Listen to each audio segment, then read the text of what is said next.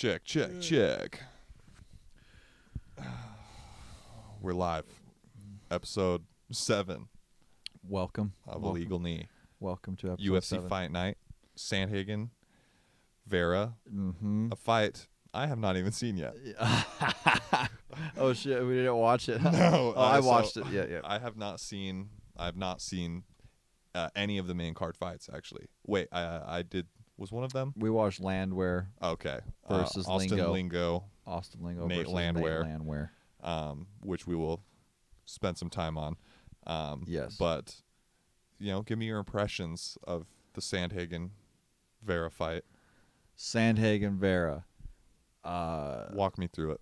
So, Cheeto, he always starts slow, and pretty much any fight, it seems like any fight you watch of him, you hear, like, the commentators will be like, he likes to start slow, but really this is too slow, like every time he fights. And so... Yeah, he really needs to hit the gas here. Yeah, they'll be like, this would be a good time to actually hit the gas now and stuff. But even his coach was like...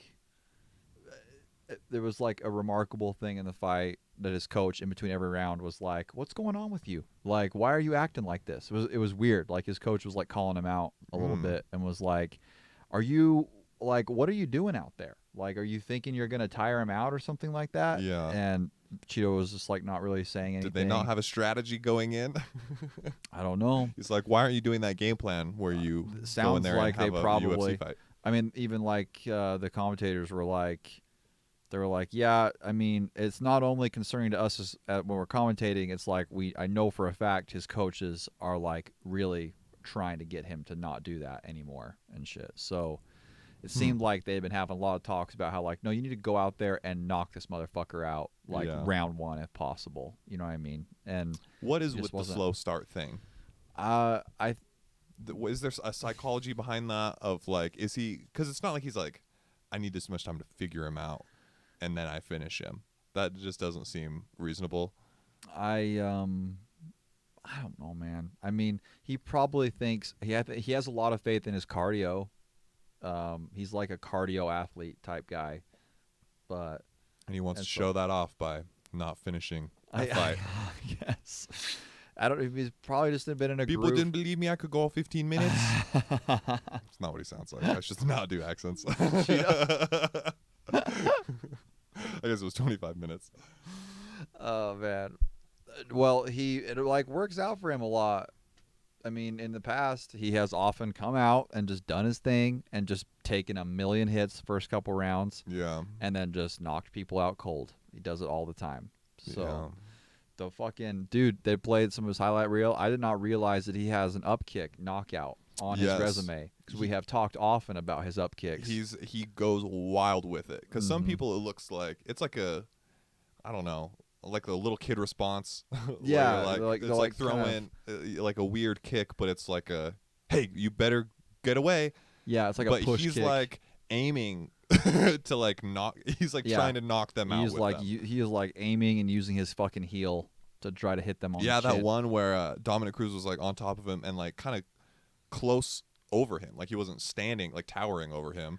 And so Cheeto like hooked his leg into the side of his head, like used his heel on the side of Dominic Cruz's fucking face. Crazy. And it's just like, damn, he's like about to be a downed opponent, and he's still like finding ways to kick him in the head on his back.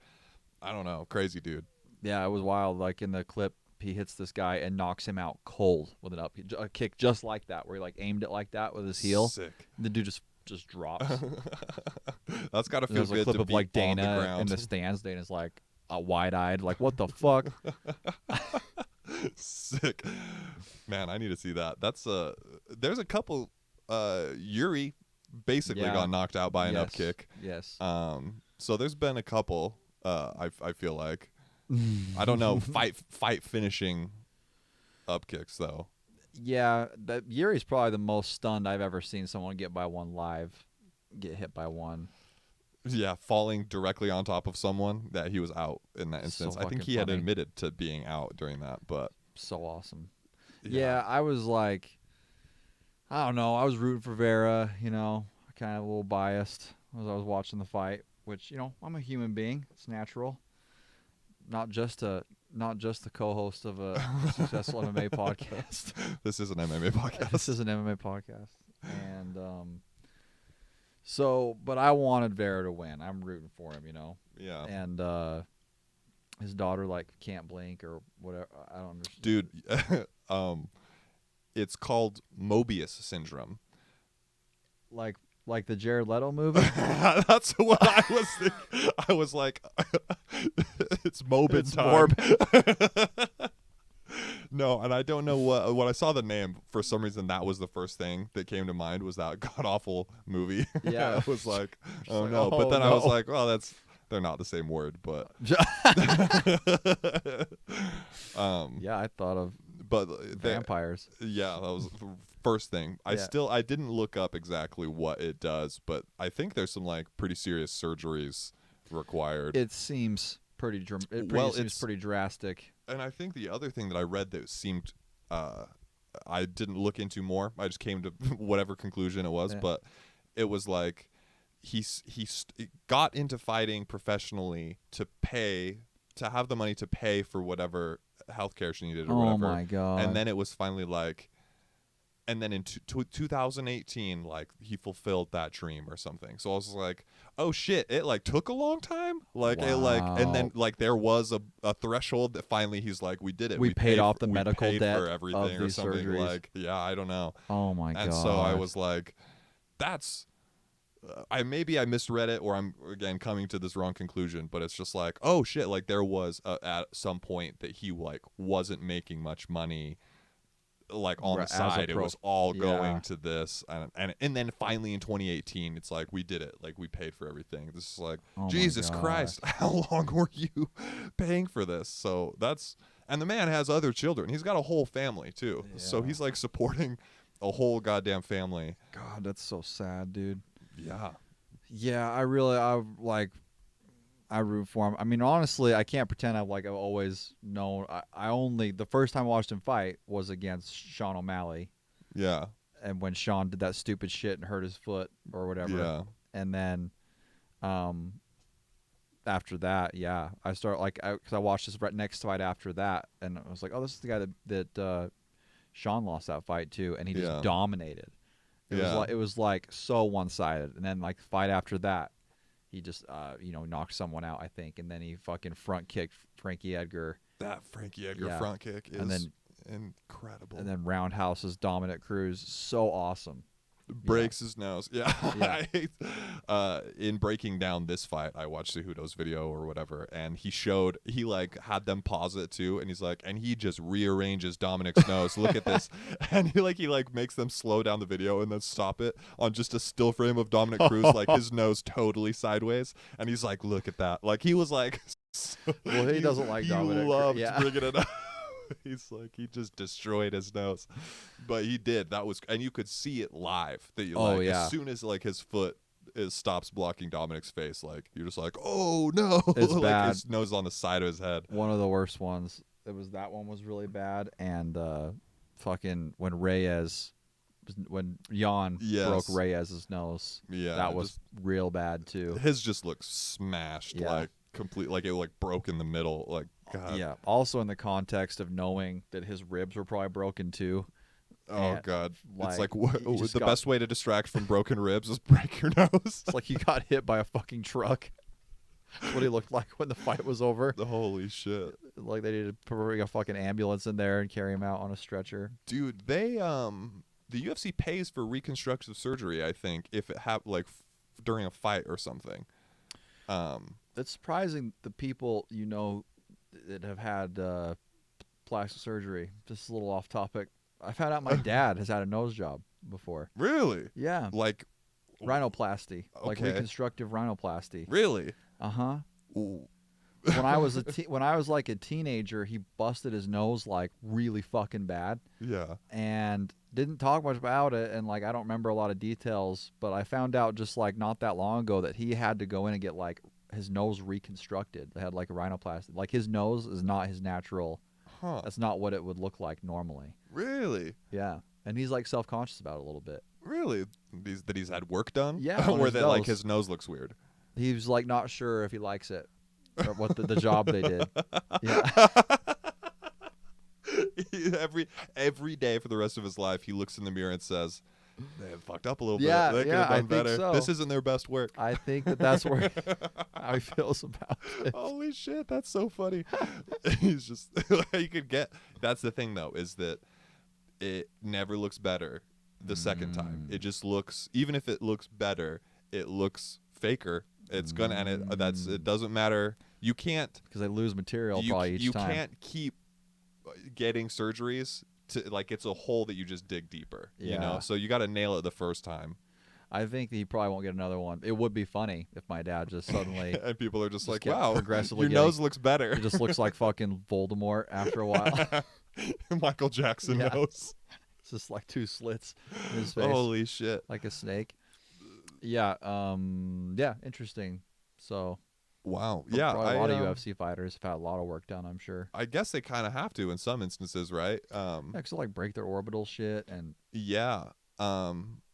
Well, and I think, was it Gaethje? Am I making this up? That he was like, I want someone to break my nose in a fight, because then the UFC will pay to fix my nose, because he can't breathe through his nose or What? whatever. Yeah, I don't know. Like otherwise it would be like an elective surgery. But he's like, if someone fucking breaks my nose, then I can get the surgery and the UFC will pay for it or oh my something. God. Maybe I'm fucking making that up, or I don't know. That sounds like something Someone he would will have say. to fact check that, but. Yeah, I guess because he's like couldn't breathe through it. It was like all fucked up. But then if it like got demolished, then it's like, hell yeah, they can remake it, and I don't have to pay for it. Damn. Maybe I'm making that up, but I know. I guess I know people. Maybe that. Yeah. Oh, that have plastic surgery. I guess Sure. it's not. It's if do you have to get it if you get like a way bad stitches, or like what? How?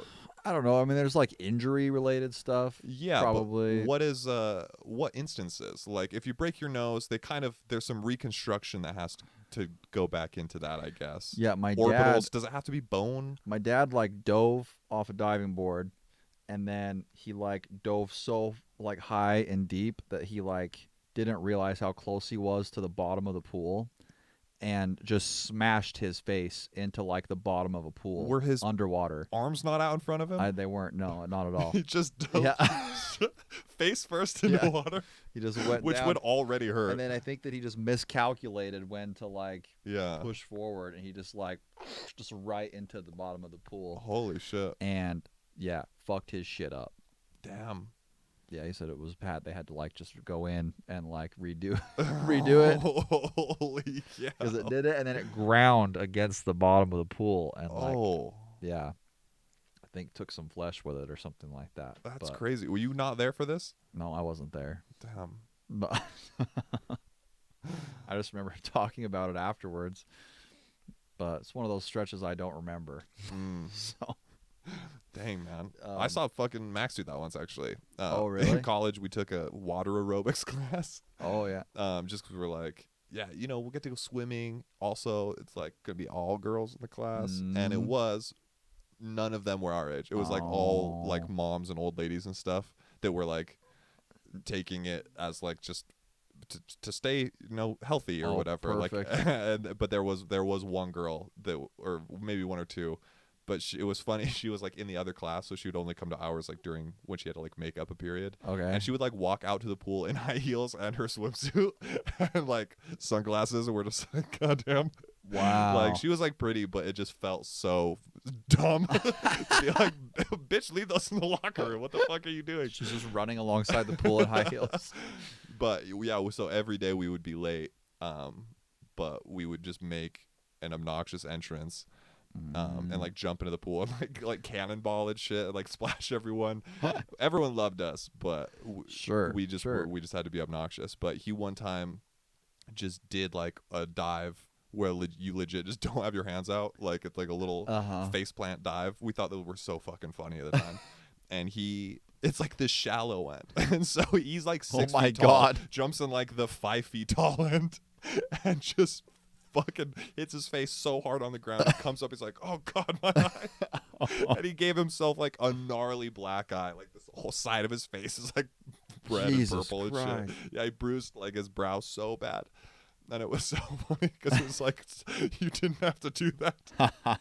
Like, what the fuck are you thinking? Like, in the section that's like, dear God, no diving. Like, it's like they cement it into the ground around the whole edge of the pool. That's like, don't dive here, please. Really, for just to save you. And he just did so bad. Yeah, he's like 6.5 feet God, tall. it was so funny. Yeah, yeah, like his face, his feet would probably hit the bottom of the pool, and his feet are still in the air, like an arrow.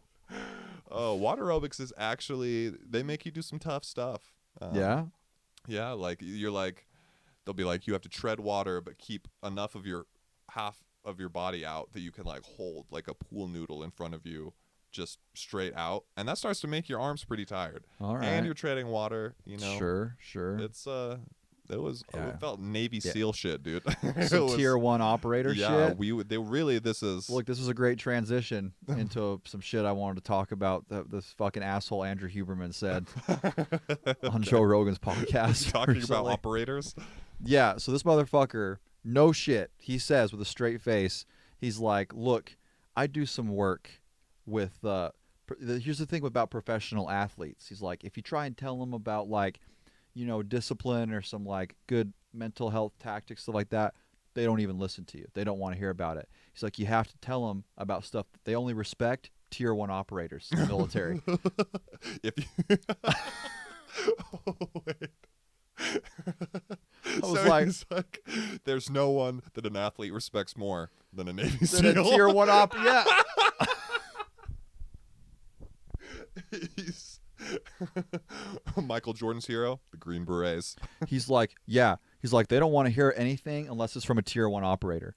He's like, who, you know, things like that, like going on sleep schedules that are not up to them, possibly dying in the line of duty, like, you know, operating on schedules that would just melt anyone else. He's like, that's the sort of person they respect and want to hear about. No, but that's all. That's it. And he's like, so you have to phrase everything when you're working with them, and like, this is what tier 1 operators. He kept saying tier 1 operators. Dude, fuck you, Andrew Huberman. It would be so funny you. To be. I'm like, well, I'm actually a tier 3 operator, but in a couple of years, I think that my coach is gonna make me a tier 1 operator. What the fuck are you talking about? Also, I want to know what athletes he's talking to, because if it's like, I work with many NBA players, and I wonder if they're legit like, damn, if the Navy SEALs, like, if they're actually, there's no. He is a neuroscientist. What the fuck is he doing for the NBA? He's therapist to the stars He's or something? supposedly a neuroscientist. He's allegedly a neuroscientist. We should look up his papers. God, fuck him. He has to have research if he's an academic, so... the funny thing is, though, even if he is who gives one a of shit? the best, you know, neuroscientists, the things like the Instagram shit that I see from him is like as mindless as like the Gary Vaynerchuk's shit, or where he's like, I wish that all of you would just picture right now that your whole family was fucking dead. Yeah.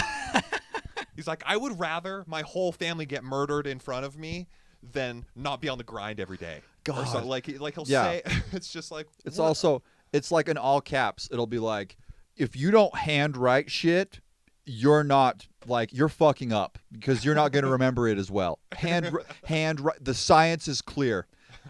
Andrew Huberman. Handwriting. Yeah. And this is the other thing that I was just couldn't believe my ears. I was listening is he was like trying to break down.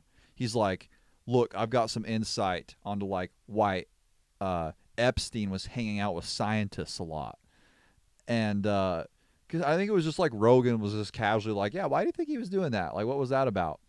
And this guy was like, look, this thing about Epstein, he had social engineering down to a just to Andrew a detail. Huberman is saying this? Yes, Andrew Huberman is like, he's like, Epstein had social engineering down. He knew how to manipulate these scientists, and he was like, he knew the value, how easily people can be manipulated, and he was doing that in that community. And to what end? He didn't have. He could. Of course, he has no fucking like point or like where he's going with it or anything like that. What is he manipulating them? Manipulation implies that there's like something happening there. Yeah, and he was like, these scientists, they were doing it because he was giving them grant money. And he's like, I don't think anyone understands how hard it is to get funding Like he for was stuff. engineering them So, into hanging out with him? I don't know. And Rogan was like, do you think maybe he was doing it to like get blackmail stuff on them, like to have them hang out with underage girls, and then so he'd have some. And the guy was like, no, I mean they're just trying to get. And he was like totally discounting that. He was just like, no, it's about like trying to get money for their science part. He's like, here's the thing about scientists, you know, they're a lot like what the fuck did he say? It was like, so they're a lot like comedians. They're a lot like comedians. They're working on their craft. They just want to work. Scientists just want to work. Anybody. He's like, scientists just want to work on their craft. A real dyed-in-the-wool scientist, that's all they care about. So anything they have to do to get more money to work on their craft, they will they're suck gonna dick. do. They will prostitute themselves so they can get grant money to find out why. Suck you, fuck you, whatever they got to do. Rape a 14-year-old Jesus girl. Christ. Yeah, I've like listened to podcasts before about some of the Epstein stuff and like the people that he would have around, but it's I don't. Andrew Huberman doesn't have any insight into this shit. But whatever, yeah, like I don't know. The whole also people like post-mortem being like, he was a great social engineer. What are they talking about? Why?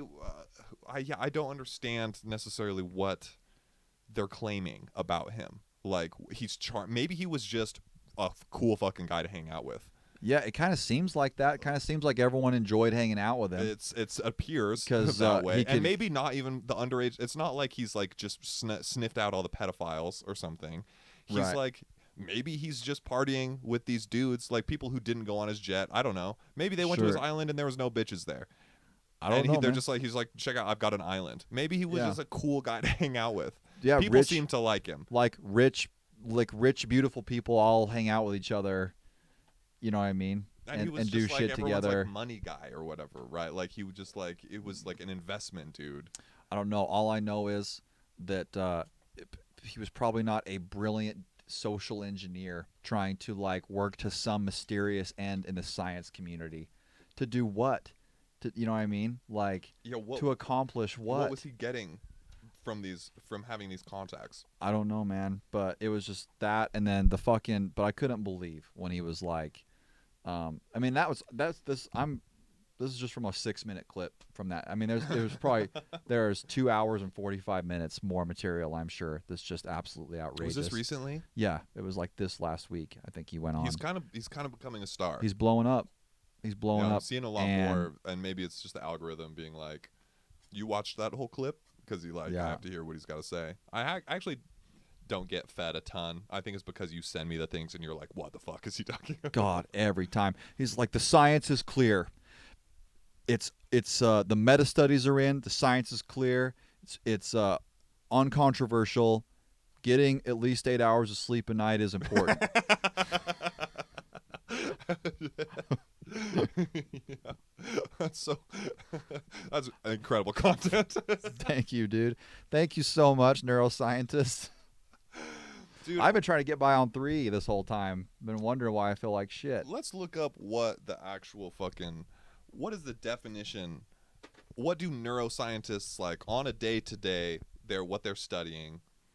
Yeah. Let's get to the bottom of this. Because the other neuroscientist that's kind of what do neuroscientists do? Sam Harris. And that man is also a guy who will just say the most batshit stuff. Oh, so they hate Muslims. They focus on the brain and its impact on behavior and cognitive functions. Not only is neuroscience concerned with the normal functioning of the nervous system, but also what happens to the nervous system when people have neurological, psychiatric, and neurodevelopmental disorders. So this is kind of sounding a little sociology-esque to me. This is sounding like some soft science shit. If you're not cutting apart a fucking brain and seeing what it does, I don't understand what you're doing. Well, it sounds like an actual neuroscience. They do like studies on brain, spine, and the nervous system, and they have clinical trials, experiments. I wonder, but this is like medical stuff. This isn't like psychology. Yeah. And he seems when he's talking about like, it's like, what does this have to do with your expertise. Nothing he talks about is in his wheelhouse. He's like, look, the studies are clear. The science is in, the meta studies are clear. Don't put your phone in your front pocket. You'll be sterile.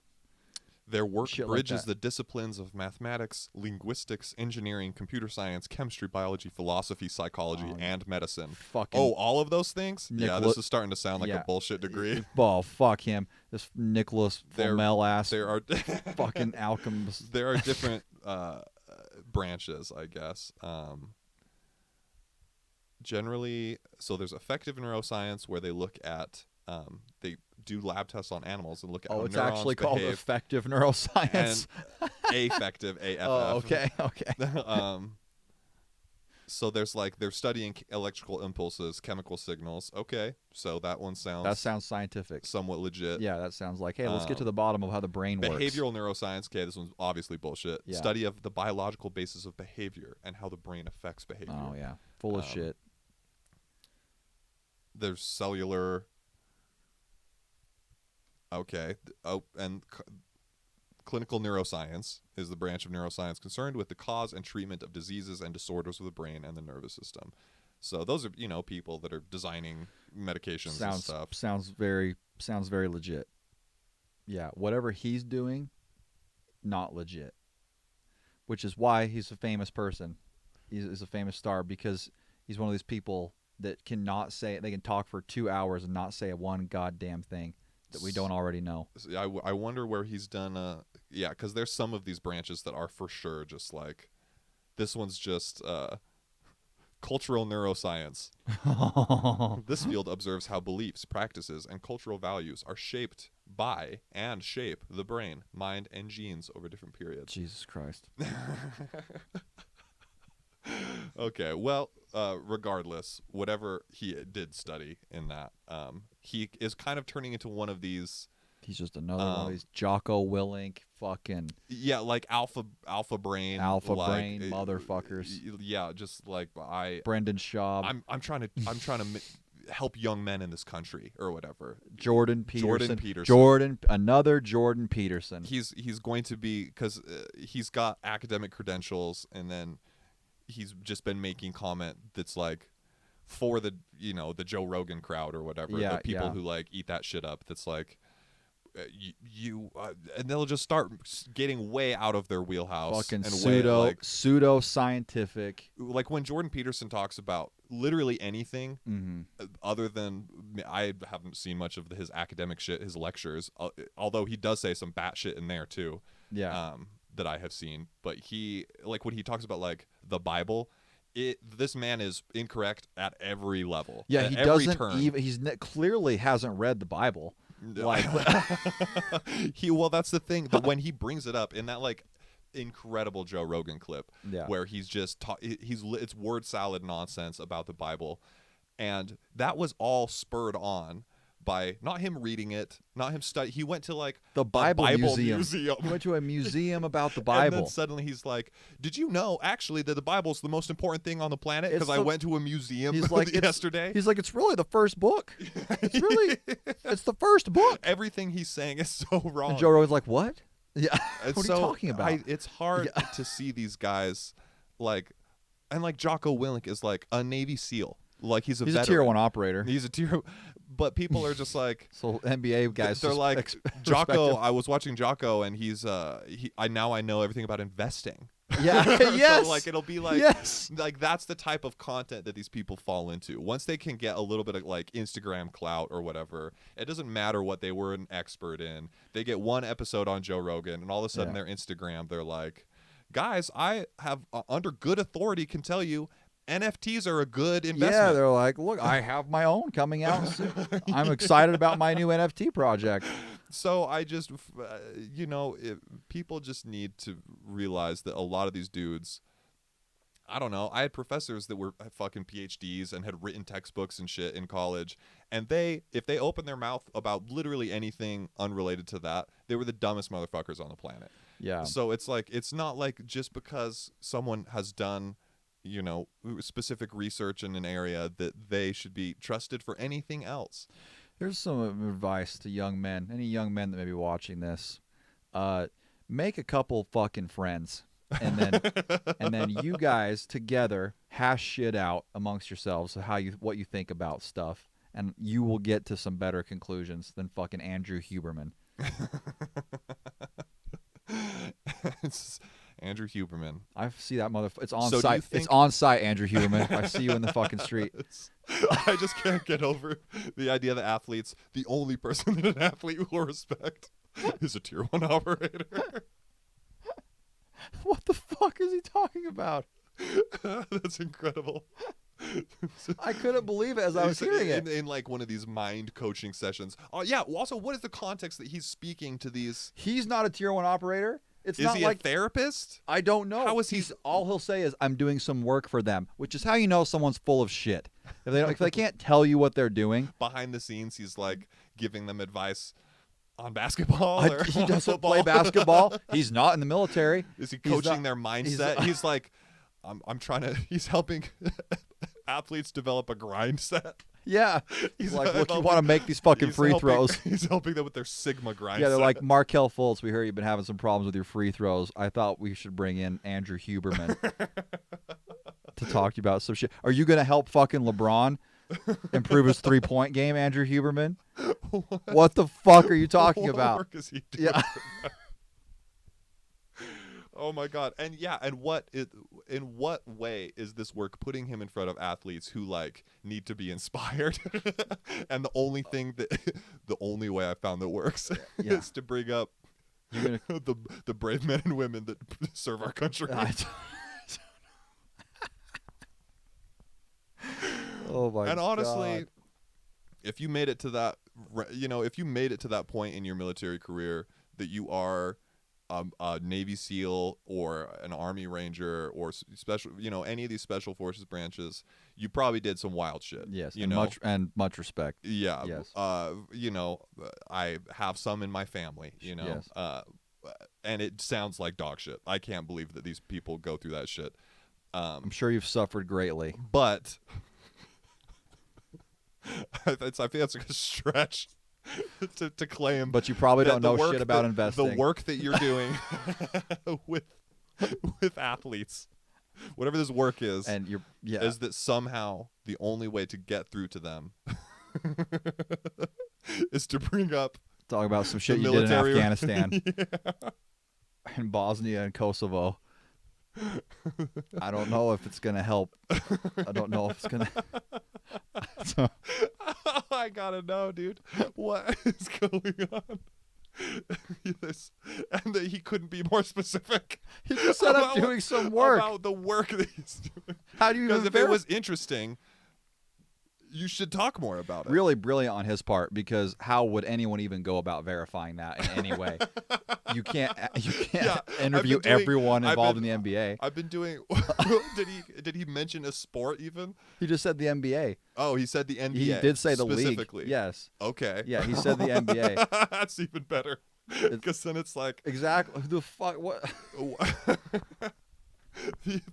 the National Basketball Association is in a boardroom somewhere.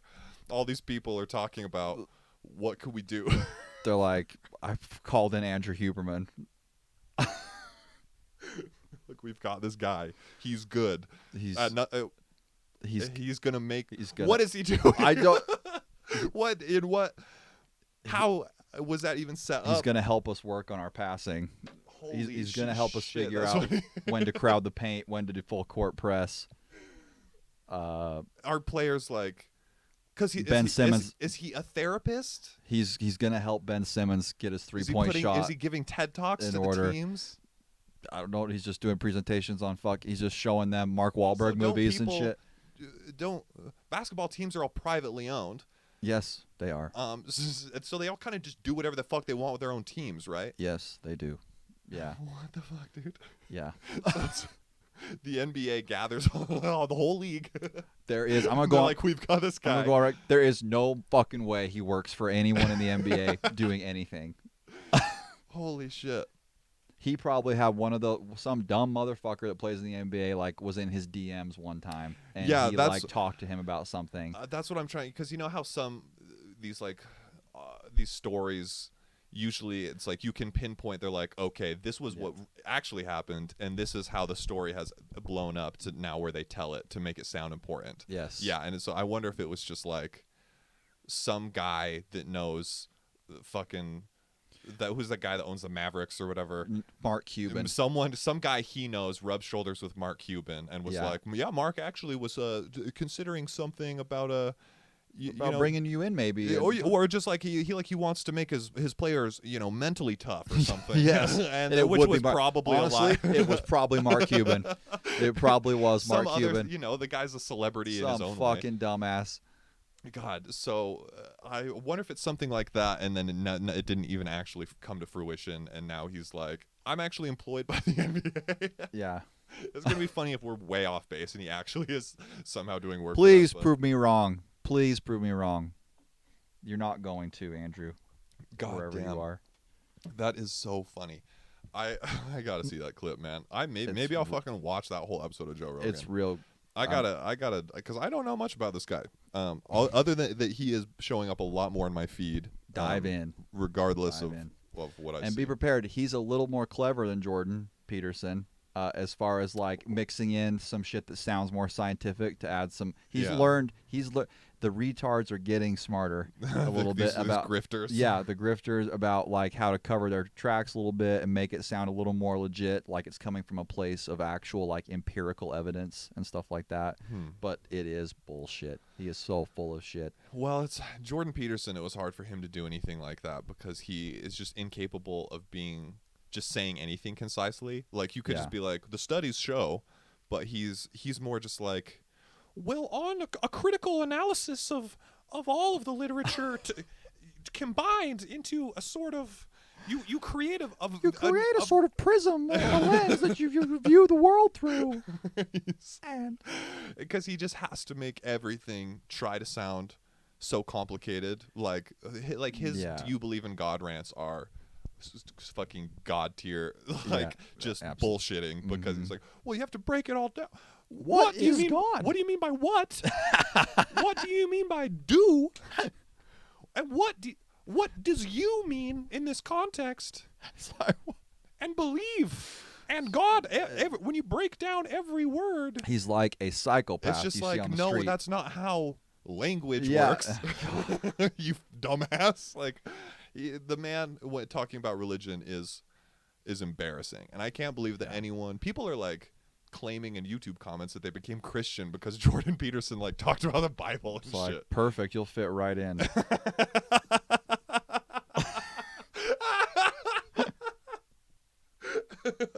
Oh, fuck you. Damn, he is spot on. Excellent. Oh, fuck. You have found your people. Oh, my God. Yeah, man. That is crazy. Yeah. Wittgenstein. I don't know if that's how you say it. Wittgenstein, maybe? That's the only philosopher I've ever fucked with, really. That I always thought was cool. And his whole thing was just really... He just said one thing like that kind of summed up his whole philosophy, which is so hard to do, and that's how you know you're onto something, I think, when you can. And he said if you can't state something clearly, like if you can't explain it clearly in words, then that thing does not exist. Like it isn't real if you can't explain it clearly. Yeah. And I like that. I think that's dope. That's nice. And it's a way to cut through a lot of bullshit. Plays into the scientific theory well, even because if you don't have the tools or the evidence to explain it, then you shouldn't be talking about it. Yeah. Yeah. Interesting. And I think that's dope. Yeah, I like that. And he's cool too. He wrote a whole book. It's like a very complicated philosophical thing. Then like at an early age and became like a big shot in all those scenes and stuff. And then when he was older, he wrote a book denying every point he had ever made in the original book, basically just saying like, this is why that's all bullshit. Damn. So he just was like, yeah, really cool guy. But that's pretty wild. I would like to read both of those then. They're tough. They don't make a lot of sense to me for the most part. That's why I just went with that one phrase. You're like, I like that though. Because I'm trying to follow that advice and not talk about shit I don't which is all I do. Say things confidently about things I have no right. Well, it's to more talk about. fun to not know sometimes. It's more fun to talk about shit. This whole without podcast is us being This is an- casual fans. This of is an MMA podcast. This is an MMA podcast. This is us not knowing what the fuck. We have to talk about Vergara versus Lacerda. yes. Well, good job. Vergara versus Lacerda. This is hands down the best fight that I saw of that card, which was 2 fights. It was better. I mean, so we have to talk about this one. Yes. That first round, Lacerda comes out going hard. He went full ninja mode. He wanted a wheel kick so bad. He did. He threw a bunch of them.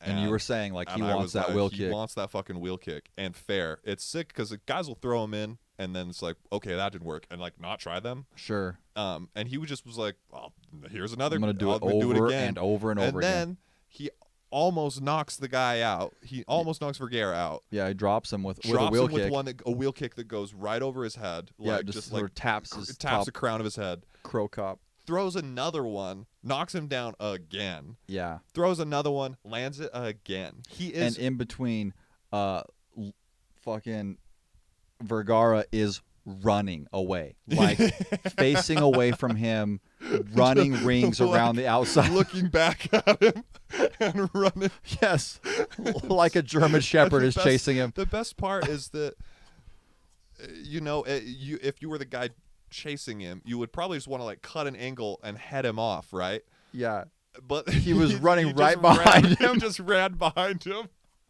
It was like a Tom and Jerry cartoon. And anytime he'd catch up with him, just throw another wheel kick. Yeah. What the fuck? Like, yeah, you would be like a couple feet away and like jumping like roundhouse to try and catch up.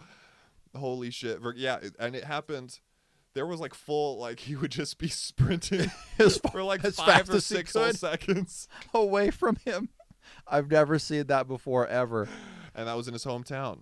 In front of his home crowd. And then at the end, okay, well, second round, things turn around. Lacerda goes for a fucking calf slicer. Yeah, and burns out everything he has because he can't get this calf slicer. But he was already so tired from the end of the first round, did not recover, and puts on a real jiu-jitsu clinic. Yes. Trying to get this calf slicer. Excellent. And then just getting real rocked what not over a real over. what not to do in MMA and then jiu-jitsu. just almost gets put out with a fucking head and arm choke that is like sunk and like almost is basically somehow surviving. Yeah, I think he was maybe unconscious and just sort of and acting was on like just reacting. Yeah, I don't think he remembers most of the end of that reptile fight. brain. Because then he gets basically mounted and gets rained on with elbows, and then finally basically gives up his back and just gets into turtle and just is taking shots until the fight is ended. Vergara's hairline, wild. Yeah. Those temples and then his sideburns go all the way in almost to his eye. Yeah, his hairline is pretty nuts. You can only see like 2 square inches of his forehead. Yeah. And then after he wins the fight and he's kind of breaking down, he was just like, well, he landed a pretty heavy shot that it did wobble me a bit, but all I had to create some space. And then he came back. Look, sometimes warriors lose their way. Is what he said. Yeah, what? Because I think he's lost like most of his fights in the UFC. He's only had 4 losses, I think. But maybe his start was rough. I think maybe he came in undefeated and then was just fucking it up. I think he's taken a few L's. It sounded like he was like, referring to a specific incident or something. Warriors lose their way. All warriors lose their way. He's like, and then, but I'm proof that you can get back on top. It's like, on top of what? On top of winning that fight, dude, then yes, I guess. But you almost blew that too. You're like, you got knocked out. You get on top, I guess, of Lacerda. I guess is what he's referring to. Yeah, I was just like, this is the prelims. I don't know, man. He'd probably been listening to a lot of shit about Tier 1 operators from Huberman, and it helped him through. But very fun fight. That was the funnest fight of the card. I wish it would have went longer. The one other fight that I do want to talk about is shout out Holly Holmes. She did good. Shout out Holly Holmes. Oh yeah, at 41 or 42. At 41 years old, yeah, she dominated that fight. the Austin Lingo, Nate Landwehr. Nate Landwehr. Yeah, they fought each other. I wasn't like blown away. You want to talk about his haircut mostly? I think. Nate Landwehr. Literal looks like Tupperware. He was raised Amish. Yeah, Tupperware over the head, cut a line. Yeah, it was across. bad haircut. But I want to do, and I would like to turn this into a recurring segment maybe. Does X-Fighter have the worst tattoos in the UFC? Okay, here we go. The inaugural segment, we're going to go with Austin Lingo. Okay. Let's take a look at Austin Lingo's tattoos. All right. This man, I was immediately struck with how fucked up these tattoos look.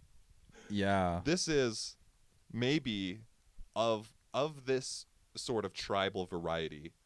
I think possibly one of the worst that I've seen.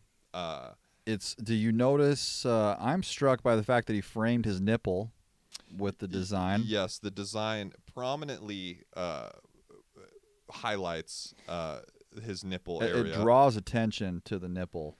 There is a specific kind of phoenixy looking fire, almost flames. Yes, I was wondering. I was going to ask if you think that that's meant to depict some sort of like bird or something like that. It looks bird-like, almost as if, but if in the mouth of the bird, the great bird, is a man's nipple. Yeah, it's sort of consuming the nipple. The nipple is prominent. I can't look away from the nipple all of now the that I'm lines seeing. swirl. It really does. It's the man, whoever drew this, designed it. As the focal point was the nipple. I have never seen a tattoo celebrate a man's nipple so much. It looks like the purpose of the tattoo. And then there's a great vine hanging down from the nipple. Very barbed wire-esque. Kind of crown of thorns. Yeah, like rose. Big thorns, big black spirals. And to if you're not looking at this at home, the viewers, imagine pull this shit up. Pull this shit up for sure. It looks like as if someone had just the biggest black magic marker. Yes. And they were like, "Can I just draw on you?" Do you think this is a permanent tattoo? I mean, it must be. This man walked into a tattoo shop and he said, "Give me that Sharpie look." I've heard you're the best at drawing these 90s edgy new metal tribal tattoos, and I want you to custom draw me one. And this guy was like, "Yeah, okay, I'll do that," and drew just the worst looking, big, bold black. It is like this is the ultimate like fuck my shit up. Walk into a tattoo parlor. This is hands down. Yeah. The worst version of this tattoo you could get. This is real bad. Dominic Cruz has this exact style. There's got to be a name for this fucked up tribal style. Is it not just tribal, or is it? Well, there are like the Maori tribal stuff is like it's a lot more ornate and that has cultural relevance. Yeah, it looks pretty cool. This is white trash tribal tattoos. That is the culture. This is trailer tribal. Yeah, trailer tribal. Trailer tribal. Dude, you just coined it. I'm coining that term. Yeah. This day in history. Trailer tribal. Dominic Cruz has one across his back. It's just like you walked up to a bitch's lower back in a trailer park somewhere and just held a magnifying glass to her lower back. It covers up his whole back, and it is exactly the style of one of those shitty tramp stamps. Yes. But it looks as if like it was done fairly well. This doesn't even look to be on that level. Like the design itself is like there's no rhyme or reason to any of it. It is like there will be really dense black spots. Yeah, and then it's parts like that are just wide open.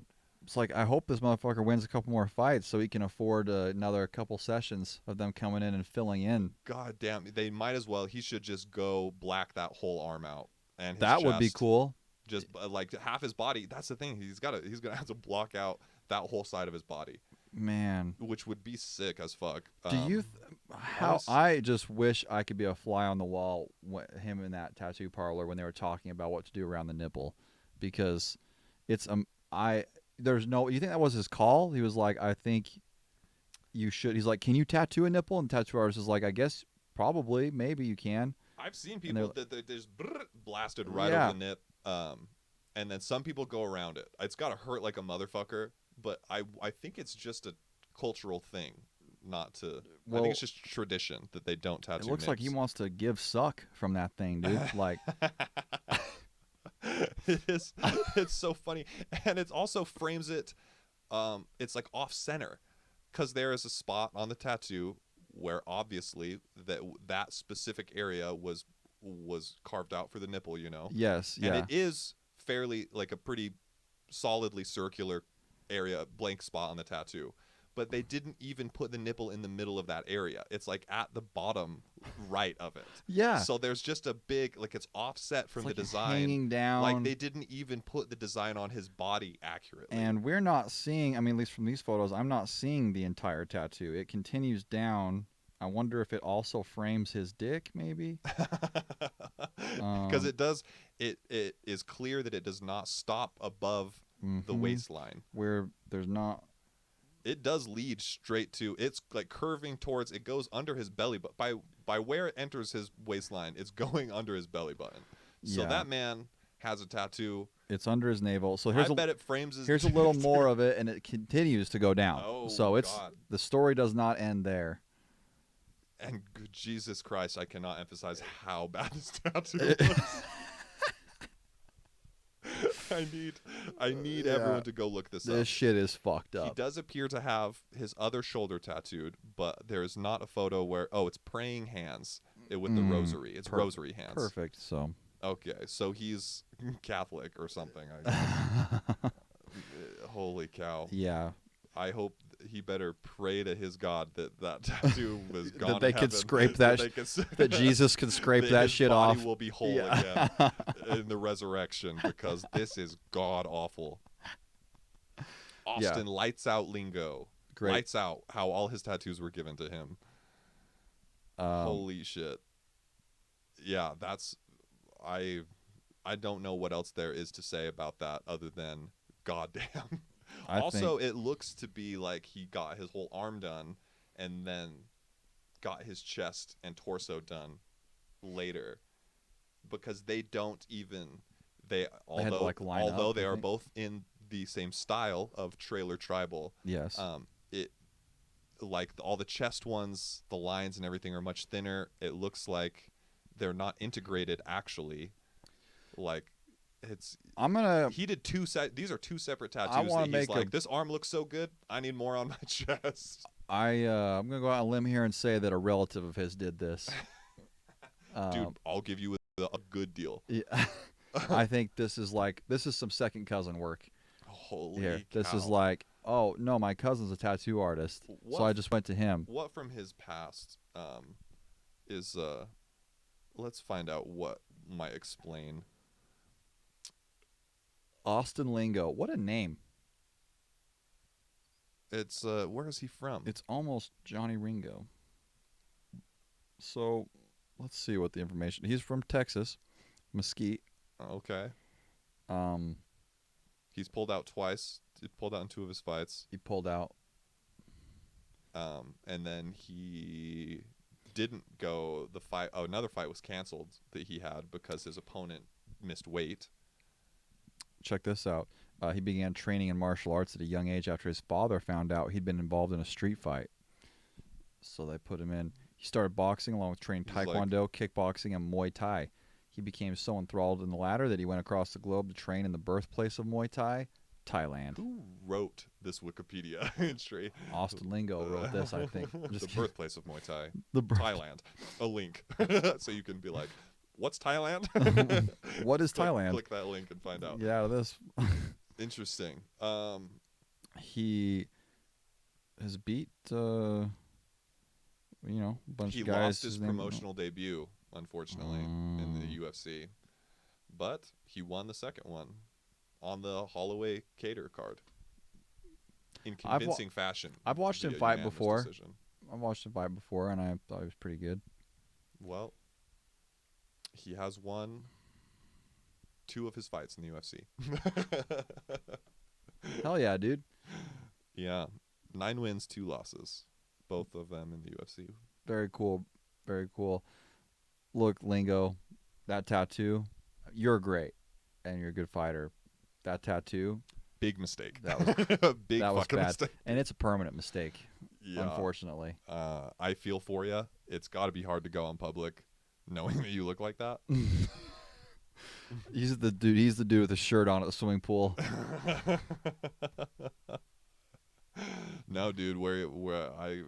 Because you would have to be the cognitive dissonance you would have, you know, to finally be like, no, like you just trick yourself into believing that you still love that tattoo. Yeah. Or you really do. To get one of those, maybe you're the type of person who's like, well, this will be in style You're forever. the type of person to be a professional fighter, I think, to get a tattoo like that. Yeah. See, and it's weird when I saw, Dominic Cruz's, and I was thinking about it again, I was like, that's hilarious that he has that. Yes. It makes me like Dominic Cruz more, and I wonder how he feels about it. It probably means he has overcome a dark, dark past. Because it's his only tattoo, too. Yeah. It's just that one on his back. And then he's just like, oh, man, I fucked up. And now he just doesn't trust himself to ever get another tattoo. Yeah. He's just like, that was good enough for me.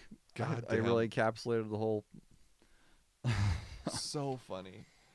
Yeah, anyways, that was mostly where I wanted to go. So that's this concludes this segment of Does Austin Those worst Lingo tattoos in the UFC. have the worst tattoos in the UFC? Yeah. Excellent. Let us segment. know your votes. Yes. Yes, please let us know and what there you will think. be no shortage of candidates for this. No, every card there's someone many. with awful. And if fucking we had done tattoos. more research, we probably could have found some on this card to yes. Again, I have not even seen the fight because this is an MMA podcast. I will and the who MMA would prepare? Who would prepare? I will say Cheeto Vera has some of the best tattoos in the game. In my Yes. opinion.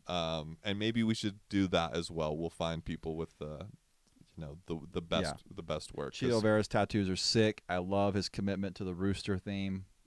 That back piece is wild. I love roosters. He does have some portraits of like humans that I generally shy away from people especially if it's like tough. your family or That's something. Tough, real tough. You gotta nail a portrait tattoo. And still sometimes just having like this ghostly face on your body, I think not my favorite. But his back piece is dope. Back piece is sick. He has a shoulder piece of another rooster. He's got some sick. head tattoos. A scorpion, as well. I believe, on his head. Yeah, I think he's relatively new. Even it looked pretty fresh. Which is very cool. Or maybe he got a different one on his head now too. I think maybe he got like a panther. I can't remember, but yeah, he's tatted up. Yeah, but it's sick. Blasted. But very they look very pretty cool. cool. And it seems like his style. Yeah. So maybe we'll do some best tattoos as well. But goddamn, I had to get that off my chest. Yeah. Austin Lingo, you poor motherfucker. Oh, hey, man, we're at 58 minutes. Anything else about that card? Well, nah, I mean, there were some other fights I'd like to watch. I want to see Giles fight. He's a good fighter. He fought on that card. And Holmes was like beating the shit out of Santos. It's pretty crazy. Last several times I watched her fight, it seems like she just goes for the clinch and then just goes up to the fence, throws some knees, and like wins on points, and it's very underwhelming. And people always say they're not going to do that anymore, but she was like, I'm really trying to finish this fight, and she like just, it was like I still don't think I'm not sure if she finished her or not, but it was like she was beating her ass like the whole time. Was really going for it. So it's pretty cool. She's punching her, kicking her, taking her down. So that was a good fight. It was I was just let down by the Vera fight. And Corey Sandhagen, I don't know. More power to you, Corey. I'm rooting for you. I'm a Cheeto fan too. I think he's fun to watch fight, but I just, it was hard. He's had like 2 boring ass fights in a row. Yeah. His striking, he's a good striker, but I feel like sometimes he's just like, I'm just gonna jab him and like win on points or something. Like he doesn't always look like he's trying to finish a fight. I don't know if he's kind of a slight person. I don't know if he can knock you out with his hands. Has he done that in the past? Has he knocked you out? I think so. All I right. think he's got some fucking power. I don't know. We could check his record. Well, he probably does. Cheeto seemed Cheeto it was enough to make Cheeto move back and stuff. But like he would nail Cheeto with like as hard as he could throw uppercut, and Cheeto was like fine, and Well, he's the king of absorbing shots. Yeah, he not only get hit by him, but looked completely fine after. Wasn't even swollen up that I could see or anything like that. So he wears it well. Yeah, he wears it well. I don't know. I mean, I'm not saying Cody didn't win the fight. I just Corey, the MMA podcast. This is an MMA podcast. I'm not saying he didn't win the fight. I'm not saying he didn't have some impressive moments and like show a lot of heart and stuff. I did see a picture of looks like he landed a pretty heavy knee at some point, maybe.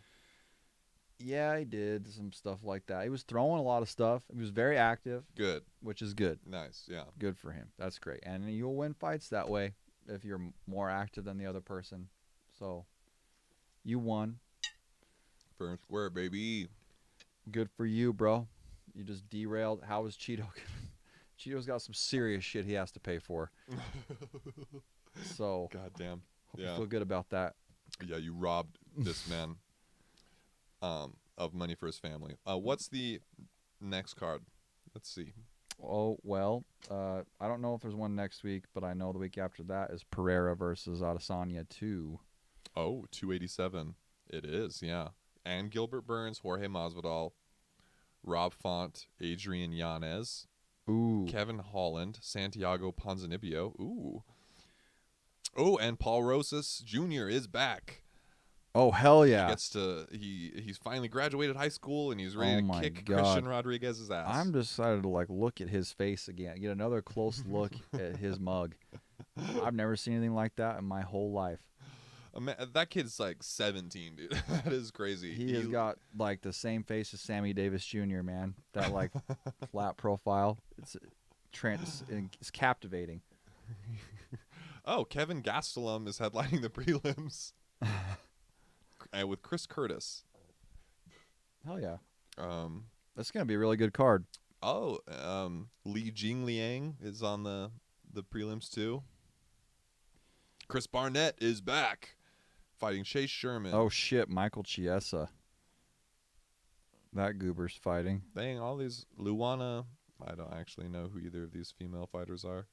Meerschaert's going to fight. In the early Did you prelims? say this already? No. He's yeah, man. That's too bad that he's sort of like a early prelims guy. Yeah, because he's always exciting. His fights are always good, even if he loses. Even if he's getting knocked out with one hit by Khamzat did that to him. Yeah. Where he threw one strike that whole fight. I think it's gonna be man, this will be a good card, I bet. I wonder, dude, Pereira versus Adesanya. I don't know, next show we're gonna have to do why are they coming back like this so fast? I don't know. Let's just watch all those kickboxing fights between them, stuff like that. And April 8th. Yeah, let's do a nice lead up to that. A glory kickboxing. Since we'll have plenty of time, we can do an episode before then. We should probably a couple. And just talk more about glory kickboxing in general. Those fights are wild. Pereira's fights are so fun to watch. So dude. awesome. What a fucking killer. The whole fights are the whole fight's entertaining the whole time. Kickboxing is sick. It's really cool. Are his other MMA? Where is the rest of his record created? Because he's 7-1. Ooh, that I don't know. I don't know where he was fighting before the UFC.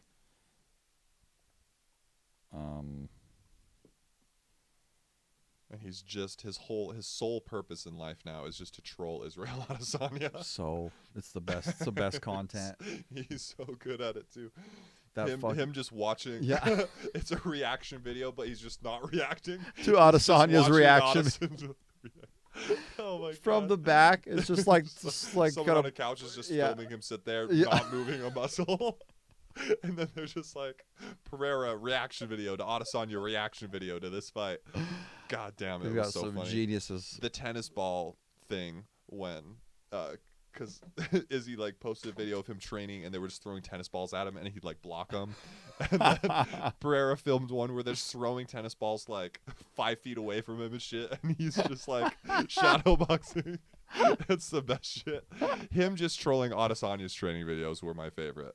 That's got to be so tough to be Adesanya, and you can't say shit. And this This guy motherfucker will has come in beat and you. just beats the shit out of Yeah. you, and then makes fun of you.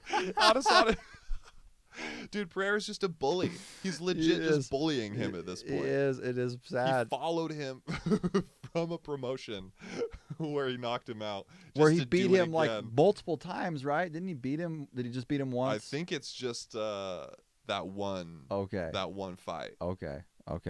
I thought he won a decision. Because Adesanya's only had one loss. In his, no, he has more losses. I thought he beat him in a decision that some people said was controversial. Oh, maybe he has beat him a couple they times. fought I'm again. probably misremembering. I think they fought again, He did and he sleep him in knocked one. his ass out cold. Like it looked really bad. And then was it multiple that night? Because it was like one of those things where I don't know if they fought. It's like the a same. competition, and you like fight a bunch all in one if night. they fought. I think. I'm not sure if they fought more than once in the same night. That'd be crazy. But weird. Yeah, I can't remember that story at all. But that is so fucking funny. What a hilarious. Dana White's just like, I've got an idea. Perfect. Absolutely. Well, Adesanya had kind of run through a bunch of the exciting guys, and it was getting into where he was like, all right, let's let him fight fucking, who's that Italian dude? Oh. When they let them fight again, let's do the rematch. I think everyone knows who we're talking about. It's just like that motherfucker who put his Vittori.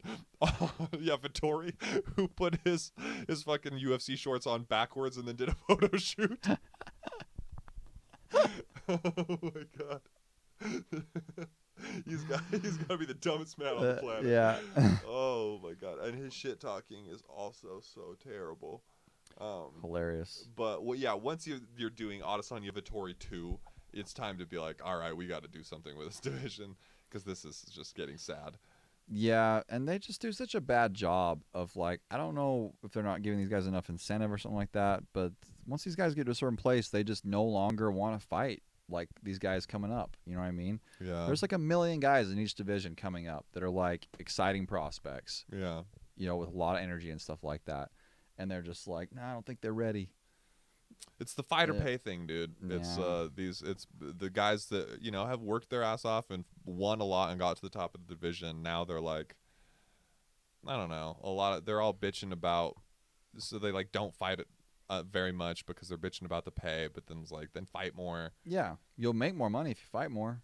I don't know. They want to be bigger stars, but they're like not exciting. Yeah, I don't know. Well, yeah, I think that. But Gilbert Burns, Jorge Masvidal on that card, great. That should be, another banger. Should be very exciting. Hopefully Burns smokes. Because Burns goes out there and swings on people. So yeah, Burns is Jorge Masvidal will have no, he will just have to return fire. I guess.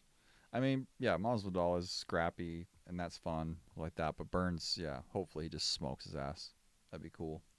Masvidal's a weird one, dude. It's like because he's just so clearly just the worst. He's the worst person. It's amazing how much faith. Like Rogan has so much faith in Masvidal. Anytime he even comes up, he's like, honestly, Masvidal's like incredible. He's like, he's the greatest. He's so good. He says he can like compete with anyone. It's like he can lose. He seems to be able to lose to anyone. Like he fight a competitor. When was the last time he had like a really great showing? Because Covington just fucked him up recently. Did he have a win after Ben Askren? He fought Nate Diaz for the BMF belt, and I don't even know if he won. I feel like he might have lost that fight. I don't. For the bad motherfucker. Remember that? I can't remember. So right after Ben Askren, I think they had a fight for like an unofficial baddest motherfucker belt between him and Nate Diaz. What the fuck? Yeah, and I don't even think he won. I can't even remember, but like. I'm pretty sure it wasn't a great showing, and he just hasn't had one since. He just fucking knocked out Ben Askren. Went for a which, to be fair, pretty sick. Yeah, great knockout. It's cool. Ben just it doesn't mean you're like the greatest fighter ever, though. You know what I mean? Like it doesn't mean you deserve to be like only fighting on main cards for the rest of your career and shit. Yeah. Yeah, I mean, and he's had like title shots, several. Yeah. So someone likes him, I guess. I don't know.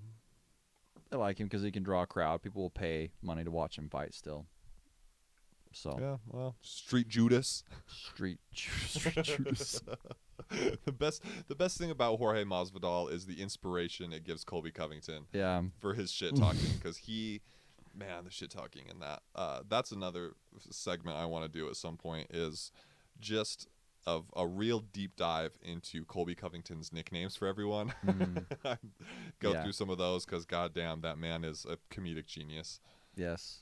So Street Judas. Street Judas is great. It's a great one. Yeah. It's great because that Masvidal pretends to be religious. Street Jesus or whatever he was. Will be offended. Goddamn. Anyways, yeah. So All we'll preview that some other time, but until then. All right. Thank you.